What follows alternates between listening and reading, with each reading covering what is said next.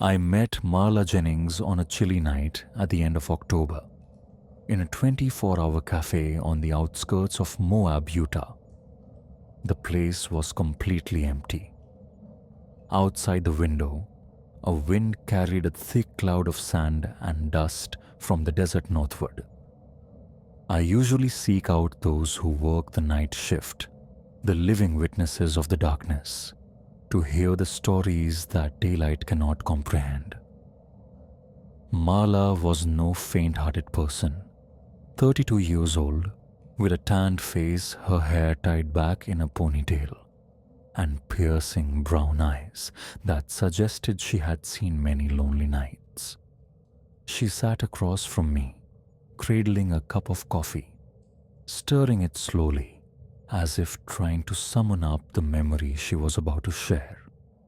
I worked the night shift at a Shell gas station off I-70, she began, her voice even, for 3 years. Lonely, but nothing terrifying, until one April night last year. I switched on my recorder.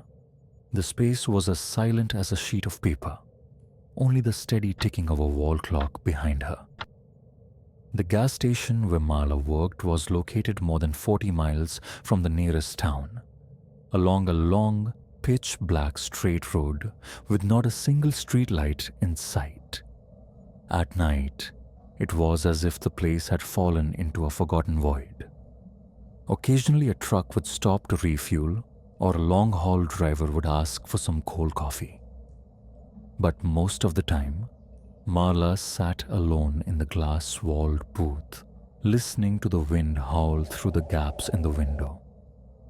That night was April 17th, she said, her eyes fixed on the bottom of her cup.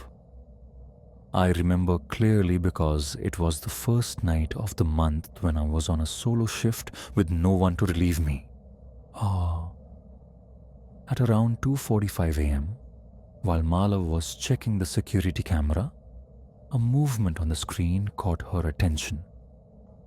A man, dressed in a white dress shirt and dress pants, standing right outside the door. He didn't come in. He did nothing but stand there and look, not at me, but straight into the lens. He stood motionless. He didn't knock. He made no gestures, as if he were a frozen image. At first, Marla thought that maybe someone needed help. A lost person, a drunk, or simply someone looking for a restroom. I opened the door and stepped outside. The air was colder than usual, even though it was spring. But when I looked around, there was no one, no sound, no car, no soul in sight. She stood still for a few seconds, her eyes scanning the empty parking lot, then turned back inside. But as soon as she resumed her seat and looked back at the camera screen, she nearly dropped her coffee cup. The man was still there, in exactly the same spot, on the camera. But in real life, there was no one. Marla explained that she tried to convince herself she was awake and rational. Perhaps the camera was malfunctioning. Maybe the old footage hadn't been erased yet.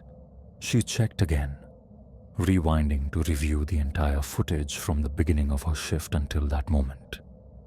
There was no sign of anyone until that exact moment. No movement whatsoever beforehand.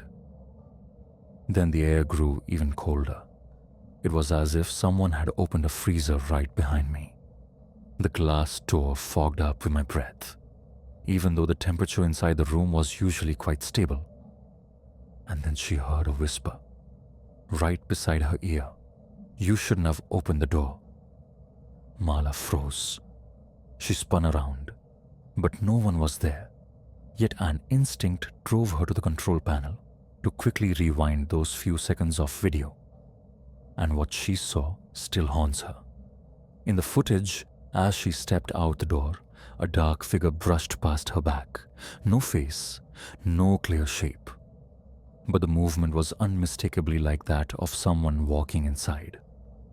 I bolted from the station at 3:05. I didn't close the register, nor did I lock the door.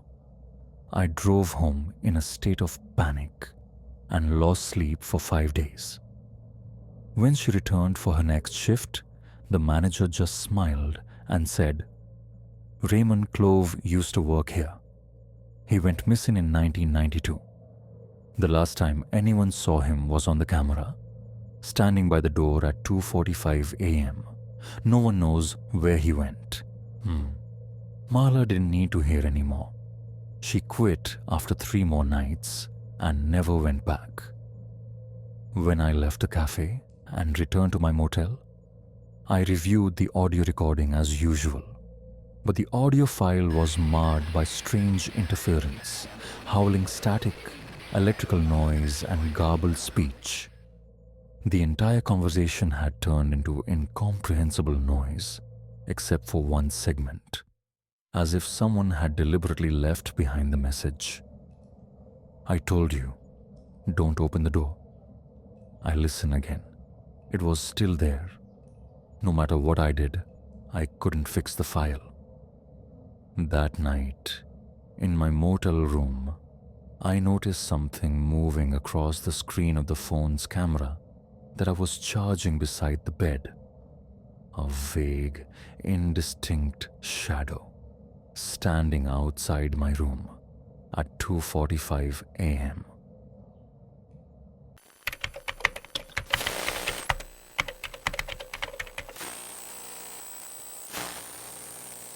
I sought out Dr.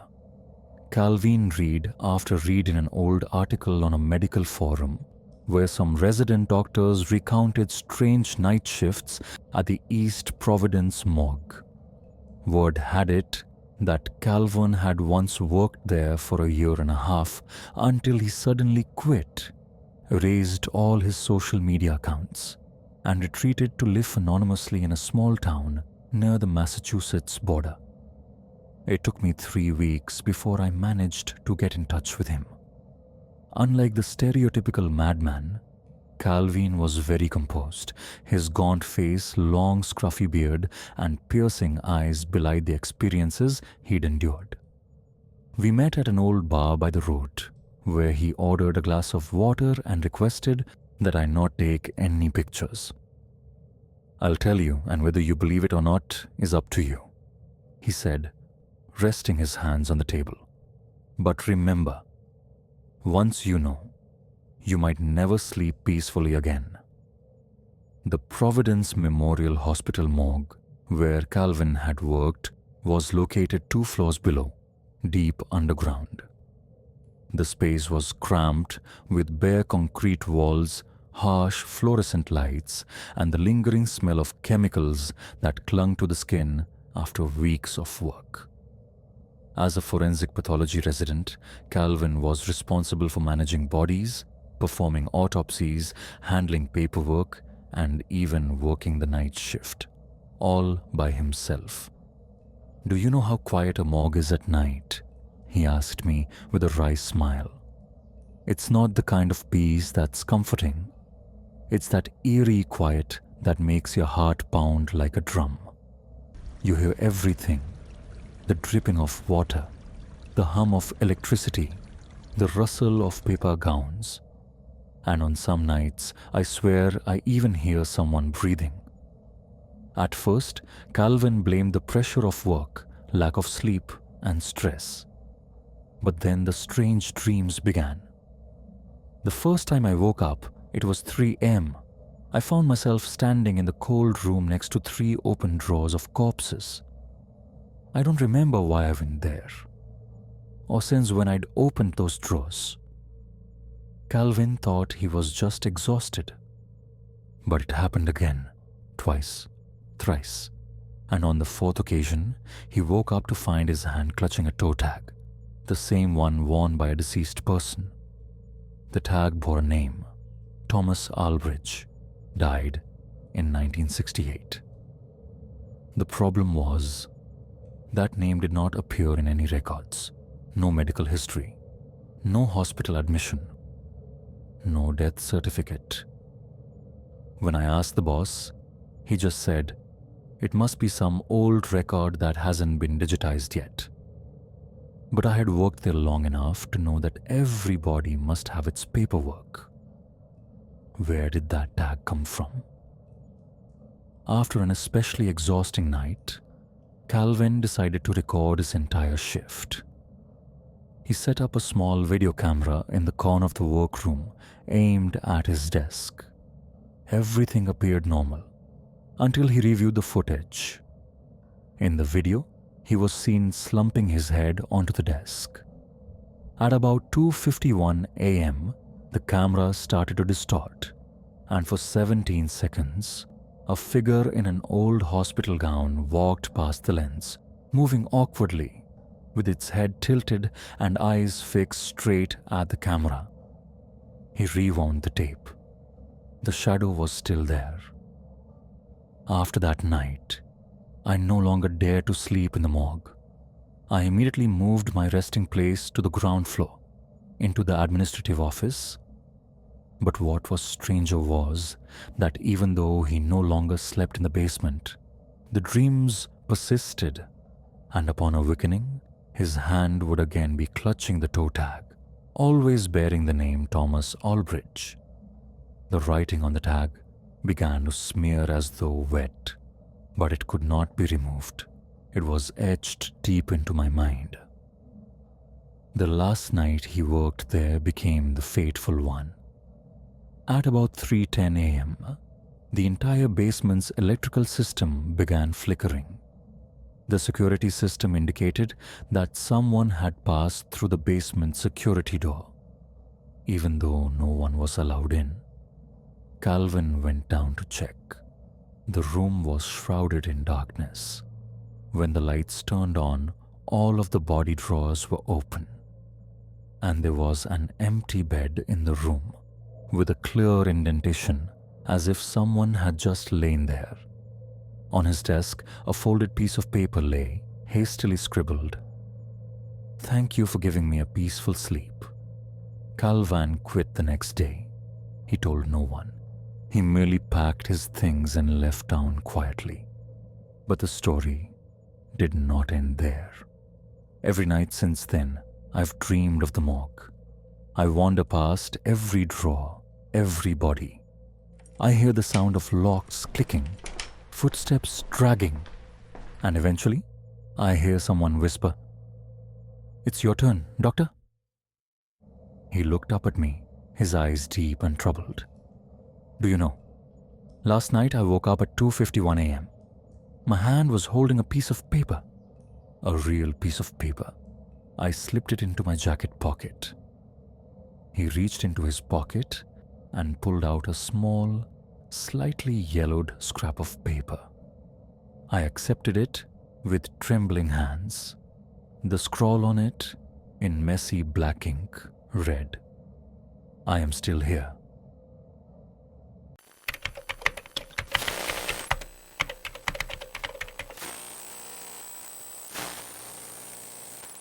I became acquainted with Logan Rees while researching materials for a series of reports on abandoned college campuses in the United States. Some former professors told me, "If you want to hear truly strange stories, go find Logan, the man who once patrolled the Stonebridge Library at night." The strange part was, Stonebridge University had been dissolved in 2003 after an internal financial lawsuit. The entire campus had been abandoned for nearly 20 years. So why was there someone working the night shift?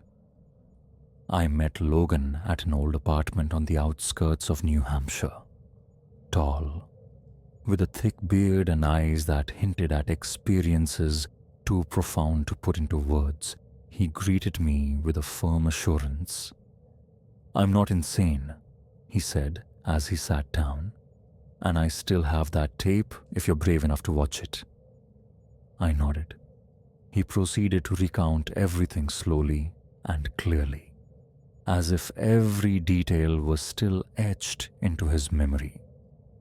In 2019, Logan was hired as a private security guard by a real estate company. They had just purchased the abandoned Stonebridge campus, planning to clean it up and convert it into a residential area. The job was simple, Logan said with a shrug. 3 nights a week from 10 p.m. to 6 a.m. I patrolled the campus, noting any unusual activity. The library was the area he was instructed to check most thoroughly, because according to the company, it was a hotspot for trespassing by homeless people. But from the very first night, Logan felt that something was off. The Stonebridge library seemed frozen in time. The books still sat on the shelves. The wall calendar was still stuck on May 2003. There was even a basement archive room with no electricity, but whenever Logan went down there, he swore he heard the rustle of pages being turned. On the 3rd night, when I was passing through the main reading room, I saw the light in room 4 turn on, yet the entire building had been disconnected from power for years.